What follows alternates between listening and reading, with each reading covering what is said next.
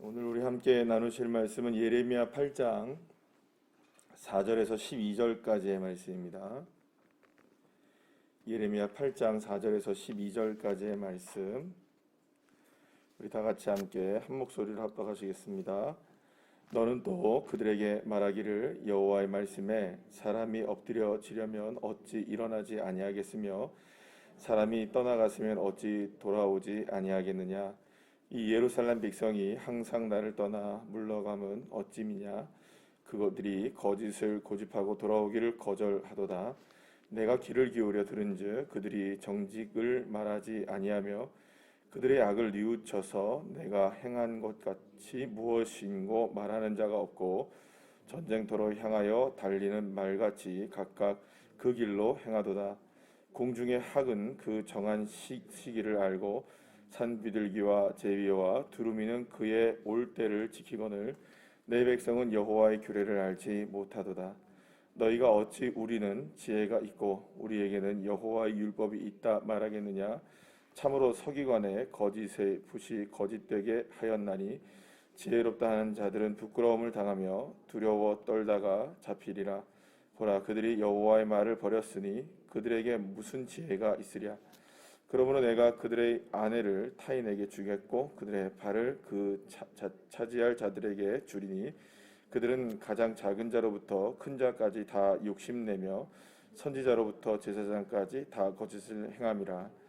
그들이 딸 내 백성의 상처를 가볍게 여기면서 말하기를 평강하다 평강하다 하나 평강이 없도다. 그들이 가증한 일을 행할 때에 부끄러워하였으나 아니라 조금도 부끄러워하지 않을 뿐 아니라 얼굴도 붉어지지 아니하였느니라. 그러므로 그들이 엎드려질 자와 함께 엎드려질 것이라. 내가 그들을 벌할 때에 그들이 거꾸러지리라. 여호와의 말씀이니라. 아멘. 할렐루야. 잠언서 9장 10절의 말씀에 보면 여호와를 경외하는 것이 지혜의 근본이요 거룩하신 자를 아는 것이 명철이니라 라고 말씀하고 있습니다. 잠언에서도 마찬가지지만 성경 전체에서 우리에게 말씀해 주고 있는 지혜와 지식, 참된 명철함은 여호와를 아는 것, 여호와 하나님을 경외하는 것으로부터 시작된다고 말씀합니다. 그러니까 이 지혜라는 말 자체, 지식과 명철이라는, 그러니까 우리의 인간의 생각의 근원은 어디서부터 시작되어야 되느냐? 여호와 하나님으로부터 시작되지 않는다면 실상 그것은 지혜일 수 없고 지식일 수도 없고 사실은 명철일 수도 없습니다.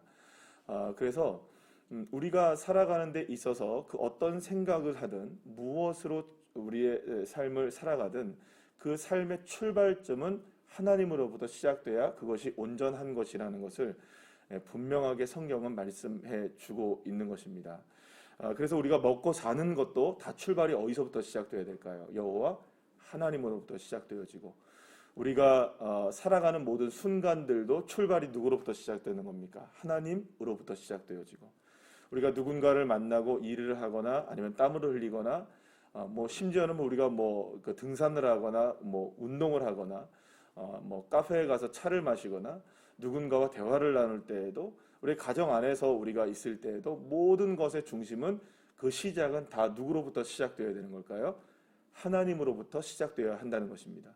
그러니까 하나님으로부터 시작되지 않는 것은 사실상 그것이 정당성을 다 잃어버리는 겁니다. 예를 들어서 우리가 그냥 쉽게 생각할 때 하루를 시작할 때 여러분들 하나님 앞에 기도하고 시작하시잖아요. 또 이렇게 새벽 예배를 시작하시잖아요. 그러니까 하루를 시작할 때에 하나님을 향해서 우리가 마음을 다해서 뜻을 다해서 정성을 다해서 우리가 주님을 섬기고 주님으로부터 영광 돌리는 주님께 영광 돌리는 그 믿음으로 시작한다면 그것은 정당한 하루가 된다는 것이죠. 그러나 똑같은 하루를 살아도 그것으로부터 시작되지 않는다면 그것은 정당성을 잃어버리게 되는 것입니다. 그래서 모든 것의 출발은 하나님으로부터 시작된다. 그러니까 이거는 단지 오늘 내가 예배를 드리기 때문에 그 예배가 하나님께 영광 돌린다 이런 게 아니라 모든 삶에 있어서 시작은 여호와 하나님에게서부터 시작된다. 여기서부터 출발되지 않으면 우리는 사실은 출발되지 않는 겁니다. 그러니까 예를 들어서 우리가 자동차를 차를 탄다고 했을 때 차에 올라탔다고 차가 움직이는 것도 아닙니다. 뭘 해야 됩니까? 시동을 걸어야 됩니다. 그러니까 시동을 거는 그 자체가 무엇으로부터 시작되느냐? 하나님으로부터 시작되는 것.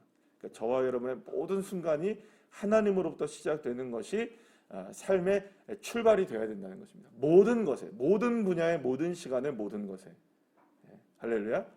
자, 그런데 그런 관점에서 우리가 성경이 우리에게 말씀해주고 있는 거예요. 그리고 사실은 우리가 믿음이 자라나고 또 신앙이 성숙해지면 성숙해질수록 거기서부터 시작되는 것을 말하자면 표현을 하자면 그런 겁니다. 그러니까 표현을 하자면 그것들이 많아지고 늘어나지고 전부가 되어질 때 신앙이 성숙해지는 겁니다.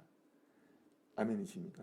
무슨 이야기인지 아시겠죠? 그러니까 그 영역이 우리의 삶에서 자꾸 늘어나게 되고 그 영역이 우리의 삶을 온전하게 다 채워지게 되면 사실은 그게 하나님의 영광으로 사는 것이기 때문에 그것을 우리가 신앙의 성숙한 삶이라고 이야기하는 것이죠. 그래서 쉽게 얘기하면 여러분들 우리가 스펀지라고 생각하면 우리가 스펀지에 물을 이렇게 가득 담아 놓으면 가만히 있으면 이게 스펀지가 물이 머금고 있는지 안 머금고 있는지 모르는 거예요. 근데 눌러보면 뭐가 나옵니까? 물을 머금고 있는 것은 이제 물이 거기서 이제 나오게 되죠. 근데 똑같이 보여도 물을 안 머금고 있는 것은 눌러도 뭐가 안 나옵니까? 물이 안 나와요. 그러니까 말하자면 우리가 온전하게 예수로 가득 차 있으면 어디를 눌러도 무엇이 튀어나와야 되는 겁니까? 그냥 우리 구주 예수 그리스도의 은혜입니다. 하나님의 은혜입니다. 하나님이 하십니다. 어떤 순간에 우리가 딱 다가와도 그건 하나님이 하시는 일입니다. 하나님이 하실 겁니다. 주님의 영광입니다. 주님이 하십니다. 다 주님이 하실 것을 내가 믿습니다. 이게 계속 이게 흘러 넘치는 것이죠. 근데 오늘 이 본문에서 하나님이 원하시는 건 바로 저와 여러분에게도 그런 삶인 겁니다. 그러니까 저와 여러분의 삶의 목표는 단순하게 그냥 예를 들어서 내가 요만큼 해야지라는 그런 그리스도인의 목적이 아니라 삶의 전체가 그렇게 찌르면 찌를수록 누가 나와야 되는 겁니다. 흘러나와야 되는 겁니다. 예수의 은혜가 흘러나오고 하나님의 영광이 흘러나오게 되는 그런 믿음의 자녀가 되는 것을 주님이 저와 여러분의 장성한 분량으로 생각하고 있는 겁니다. 그래서 사도 바울이 이야기하는 빌립보서에서 우리에게 고백하는 게 뭐냐면 우리가 그 풍부에 처할 수 있고 비천에 처할 수도 있는데 그 모든 것에 다 내가 무엇을 알았다. 자족하는 비결을 알았다. 내가 만족하는 비결을 알았다. 그 만족하는 비결은 누구에게 있는 겁니까? 적어도 많아도 부족해도 연약해도 어떤 상황에서도 내가 예수 그리스도를 만족합니다. 주님이 계시니까 난 괜찮습니다. 주님이 계시니까 은혜입니다. 이게 이제 사도 바울의 믿음의 고백 아니겠어요? 그러니까 사실은 저와 여러분이 장성한 믿음의 분량에 이르기까지 바로 그런 믿음이 되는 것, 거기에 목표를 두셔야 됩니다. 그래서 우리가 어제 이제 오후 예배 때 우리가 함께 예배를 드리면서 말씀했던 것 중에 하나가 뭐냐면 저와 여러분이 얼만큼까지 성화를 이루어내야 되느냐, 어디까지 성화를 이루어내야 될까요? 누구를 닮아야 할까요? 어제 오후 예배 인터넷으로 들으시고 여기서 들으셨죠? 누구를 닮아야 합니까? 예수 하나님의 형상을 닮아야 하고 예수 그리스도를 본받아야 하고. 그러니까 우리의 목표는 단순하게 예를 들어서 죄송합니다. 목사님처럼 살겠습니다. 그럴 분들 안 계시겠지만 장로님처럼 살겠습니다. 우리 권사님처럼 살겠습니다. 이게 우리의 목표가 아니라는 거예요. 그죠? 누구가 우리의 목표입니까? 예수가 우리의 목표예요. 하나님이 우리의 목표인 거예요. 우리가 어떻게 감히 하나님이 우리의 목표가 될까요? 아니, 하나님이 우리를 향해서 나의 형상을 본받으라고 분명히 얘기하시거든요. 그러니까 누구를 본받아야 된다? 우리 하나님의 형상을 본받아야 돼요. 목표는 어떤 성도의 모습이 아닌 거예요. 어떤 유명한 목사님이 아닌 거예요. 어느 유명한 믿음 좋은 어떤 분이 아닌 거예요. 우리에게 모델은요. 유일한 모델은 누구이십니까? 예수 그리스도이십니다. 할렐루야. 저와 여러분이 거기에까지 자라나는 거예요. 그리스도의 장성한 분량. 그래서 우리의 목적은 그리스도께까지 자라나는 것입니다. 그러니까 그런 거는 어떻게 우리가 이루어지느냐? 지식의 출발점, 지혜의 출발점, 명철의 출발점이 누구로부터 시작되느냐? 하나님으로부터 시작되는 거예요. 자, 그런데 오늘 본문에서 보게 되면 하나님이 예레미야 선지자를 통해서 이스라엘을 진단하시는 게 뭐냐면 이스라엘에게는 지혜가 있다 없다. 없다라고 진단을 해요. 그런데 이스라엘 백성들은 자신들이 지혜가 있다고 말합니까? 없다고 말합니까? 있다고 얘기해요. 우리처럼 지혜 있는 사람이 누구냐? 우리처럼 괜찮은 사람이 누구냐? 우리처럼 멀쩡한 사람이 누구냐? 이렇게 얘기를 하고 있는 거예요. 근데 하나님의 진단은 뭐냐? 너희들이 지혜가 없다라고 분명하게 얘기해요. 근데 8절 말씀에도 보시면, 9절 말씀을 보시면 지혜롭다고 너희들이 지혜 있다고 하지만 너희들에게 무슨 지혜가, 9절 말씀에 맞아요. 뭐라고 합니까? 지혜가 있느냐? 무슨 지혜가 있느냐? 다 제사장부터 선지자부터 백성들까지 다 무엇에 찌들어 있는 겁니까? 거짓에 찌들어 있고. 그러면 거짓에 찌들어 있다는 말은 참 진리에 있다는 말이 아니라 거짓에 있다는 말은 하나님께 있다는 것일까요? 거짓된 세상에 있다는 걸까요? 세상에 있고요. 그러면서도 자기들에게는 지혜가 있다고 얘기를 해요. 그러면서 뭐라고 얘기해요? 우리는 평강하다, 평강하다, 평강하다. 여러분들 평강이라는 말은 이 샬롬이라는 말이 있잖아요. 이 샬롬이라는 말은 그저 우리 마음 평안하고 그냥 뭐 아무 일 없이 지내고 그냥 평안하시죠? 아, 그러면 평안하시죠? 라는 말을 우리가 평안하세요? 라는 말을 인사를 하잖아요. 그죠? 예, 평안하시죠? 이렇게 문자도 보내요. 그죠? 근데 이 평안과 평강, 이게 평화라는 샬롬이라는 말은 그 앞에 주어가 반드시 따라가는 말입니다. 여호와, 샬롬입니다. 그러니까 그냥 샬롬을 얘기하지만 샬롬이라는 말은 분명하게 여호와라는 말이 붙습니다. 야훼의 샬롬입니다. 그러니까 누가 빠지면 안 됩니까? 하나님이 빠지면 안 되는 게 샬롬이에요. 그러니까 하나님이 빠지는 샬롬은 없습니다. 하나님이 없으면서도 샬롬이 이루어지느냐? 아닙니다. 똑같습니다. 니시도 마찬가지입니다. 라파도 마찬가지입니다. 아멘이십니까? 이래도 마찬가지입니다. 모든 하나님의 이름 앞에 하나님의 이름이 붙는 말은 하나님이 빠져서는 이루어질 수 없는 겁니다. 평강하다, 평강하다, 평강하다 하지만 평강 없습니다. 왜 하나님이 그렇게 얘기할까요? 내가 없는데 어떻게 거기 있느냐? 내가 아닌데 니들이 무슨 평강을 누릴 수 있느냐? 근데 여기서 주님이 왜 그런 얘기를 하느냐? 출발점인 지혜와 지식과 명철에 있어서 여호와를 경외하는 게 있다 없다? 없는 거예요. 그러니까 하나님으로부터 출발되지 않으니까 자신들은 지혜 있다고 생각하고 평강하다고 얘기하지만 하나님에게도 볼 때는 이스라엘 백성들의 지금 현재의 상태는 그게 없는 거예요. 평강도 없고 지혜도 없고 지식도 없는 거예요. 자, 그런데 주님이, 하나님이 비유로 무슨 얘기를 하시냐면요. 오늘 본문의 7절 말씀을 보면 공중의 학도 얘기하시고 산비둘기, 제비도, 두루미도 얘기하십니다. 그런데 이 친구들은 때가 되면 날아오고 때가 되면 가고 질서도 알고 모든 걸 다 안다는 거예요. 자기들이 하니까 하나님이 형상대로 만들어지게 한 그 목적과 이유를 이 동물들은 지킵니까? 안 지킵니까? 짐승들은 지킨다는 거예요. 하나님은. 그러면 이 표현을 왜 하나님이 이야기하셨을까요? 여러분 생각해 보세요. 짐승들은 하는데 누구는 안 한다는 겁니까? 네. 이스라엘 백성들은 안 하고 있다는 거예요. 그럼 이 말은 무슨 말일까요? 참된 지혜를 잃어버리고 여호와 하나님을 경외하는 것을 잃어버리고 하나님으로부터 출발되지 않으면 외람되지만 하나님은 이스라엘 백성들을 향해서 이 이야기를 하고 싶은 겁니다. 짐승만도 못한 놈들이다. 죄송합니다. 이런 표현을 써서 짐승만도 못하다. 여러분 우리가 보통 짐승만도 못하다고 할 때 그 말은 엄청난 이야기잖아요. 우리가 보통 이게 언론에서 그러니까 우리가 사회적인 문제가 이렇게 딱 일어났을 때 막 이번에 막 정인이 사건 같은 그런 일들이 일어나고 막 흉악 범죄들이 일어나고 하면 그 사람들을 보면 우리가 무슨 얘기합니까? 아유, 짐승만도 못한 사람.